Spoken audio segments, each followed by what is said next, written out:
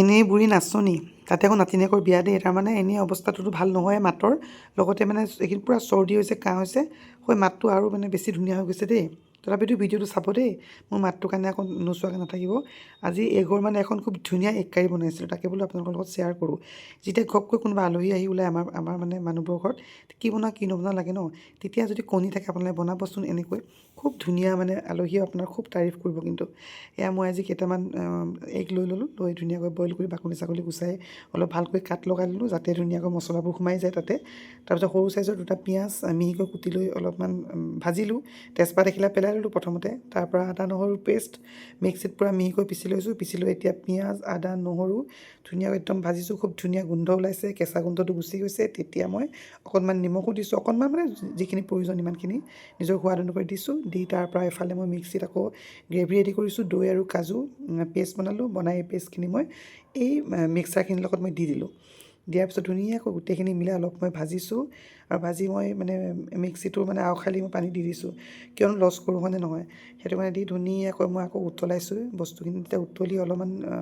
কেঁচা ভাৱটো গোটেইখিনিয়ে গুচি গৈছে তেতিয়া মই বইল কৰি থোৱা কণীকেইটা মই দি দিলোঁ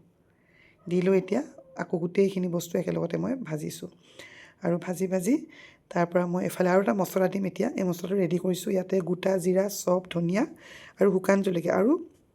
দুটামান ইলাচি কেৰাহী এখনত ধুনীয়াকৈ গৰম কৰি লৈ মই পটাতে পিচি লৈ এতিয়া মই ইয়াতে দি দিলোঁ চাওক কালাৰটো কেনেকুৱা ধুনীয়া হৈছে আৰু এতিয়া গোটেই মছলাখিনি আৰু গোটেই দৈৰ পেষ্ট মানে পিঁয়াজ আদা নহৰু পেষ্ট মিলি গোটেইখিনি মিশ্ৰণ ভালকৈ মিলি গৈছে তাৰ পাছত মই ধুনীয়াকৈ দুচামুচমান ক্ৰীম ভালকৈ চামুচে ফেটি লৈ মই তাতে দি দিলোঁ আৰু আধা বাতিমান পানী দিলোঁ মানে গ্ৰেভিখিনি মই বেছি ডাঠ কৰিবলৈ বিচৰা নাই সেইটো কাৰণে সেইখিনি দি ঢাকন দি অলপ উতলিবলৈ দিছোঁ আৰু অন্য এখন কেৰাহীত মই বাটাৰ গৰম কৰি তাতে গোটা জিৰা ফোৰণ দিছোঁ তাৰপৰা দুটামান কেঁচা জলকীয়া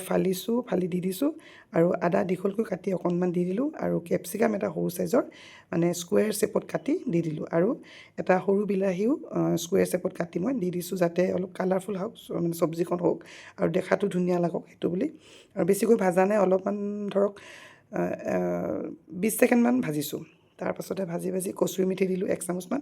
দি গোটেইখিনি বস্তু মই এতিয়া গ্ৰেভিখিনিৰ ওপৰত দি দিলোঁ চাওক কি ধুনীয়া আপোনালোকে পাৰিলে ইচ্ছা কৰি ধনিয়া দিব ইয়াতে মই ধনিয়া নিদিওঁ মোৰ ল'ৰাই ধনিয়াটো বেয়া পায় সেইটো কাৰণে আৰু এতিয়া প্ৰায় অকণমান মিডিয়াম জুইত মই অলপমান সময় উতলালোঁ আৰু তাৰপিছত ৰেডি হৈ গ'ল এতিয়া মোৰ ৰেচিপিটো কেনেকুৱা লাগিলে ক'বলৈ নাপাহৰিব কিন্তু দেই